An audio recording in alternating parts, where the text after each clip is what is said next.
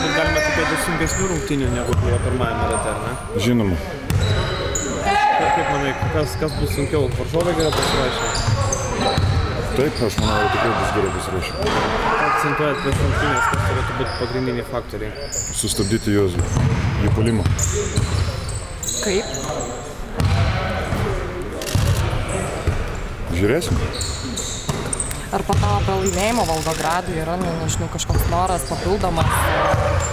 Mes dabar žaidžiam dėl pirmos vietos grupėje. Pataikite tritaškį ir treneris ragino jūs tritaškį nemesti. Galbūt mesti ir išvykose. Mes laiminėjom 30 taškų vakar, mane paliko laisvą, išmečiau ir nukrito. Treneris sako, skatina dažniau mesti, kad bent po vienas per rungtynės mestume tritaškį. Pas mus yra kas tritaškis mesti. Man nebūtent tritaškį mesti.